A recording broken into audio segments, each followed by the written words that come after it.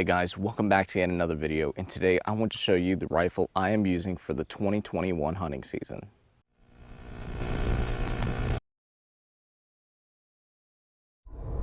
Now with YouTube being YouTube, I'm going to go ahead and place their gun policy up in the hopes of keeping this video monetized. As far as where I'm shooting, currently I'm on my own private property, and if you go 3 miles back in the direction I'm shooting, there's absolutely nothing.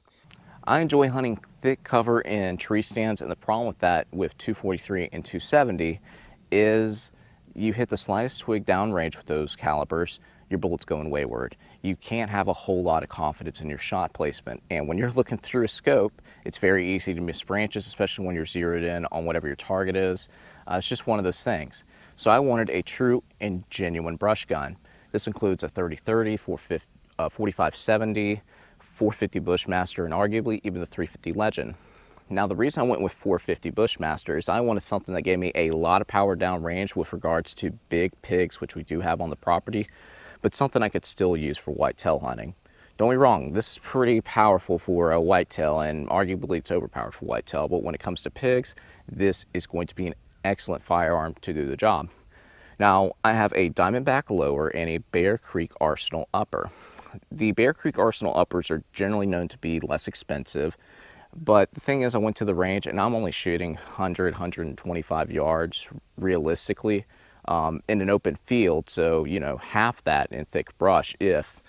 So I really didn't need something that gave me 1/4 inch groups, 1/2 inch groups. I need something that gave me about 1 inch to 3/4 inch groups respectively, and something I could feel confident with my shot placement at about 100 and 125 yards, and this does the trick.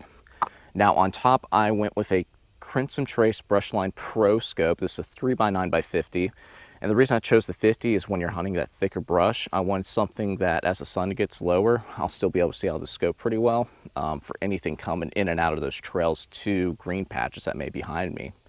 But without any further ado, let's go ahead, put some rounds in this gun as well as my 223 upper, and let's just see the significant difference in impact. Everyone is familiar with the reaction of steel with a 223 round. This is what's usually on the AR-15, obviously.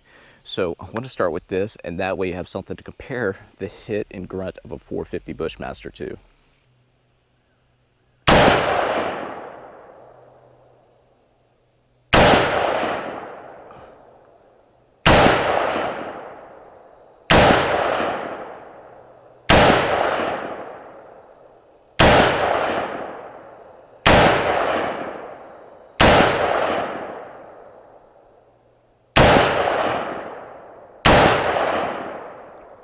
The 223 did an excellent job on steel. It definitely got it swinging a little bit, but it doesn't have a whole lot of recoil, so it was easy to get back on target.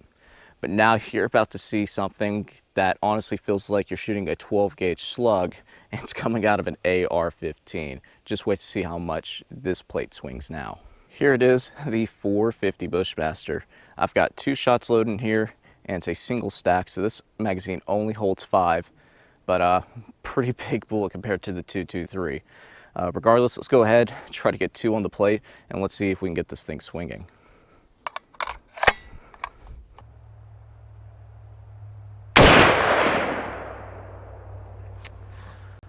Well, 1 shot's all we get, just knocked the plate straight off.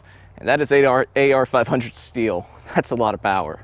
I just put a watermelon down range. I have the 223 upper back on. Let's take a shot at this watermelon and then compare it to that of the 450.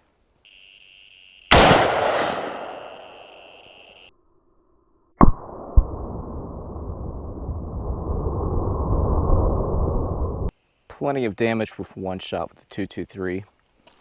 And quite honestly, wasn't quite expecting that, but it's something to keep in mind. But now it's time to see what a bullet with 5 times the amount of grainage will do to this, flying just a little bit slower. For 50 Bushmaster watermelon test, I think it's going to be a little bit more destructive.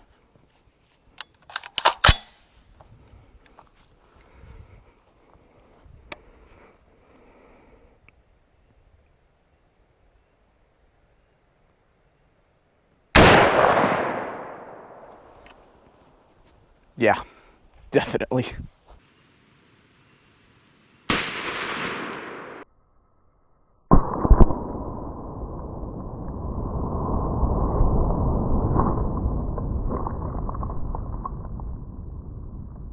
To give you some perspective on just how much more powerful this 450 Bushmaster cartridge is, that is the pile made by the 223,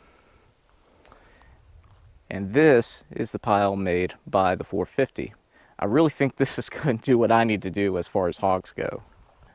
That was a pretty fun little test, and I'm glad that y'all got to get a first look at the rifle I'll be using this season. Now guys, if you enjoyed this video, please make sure to share, like, subscribe for more, and as always, thanks for watching.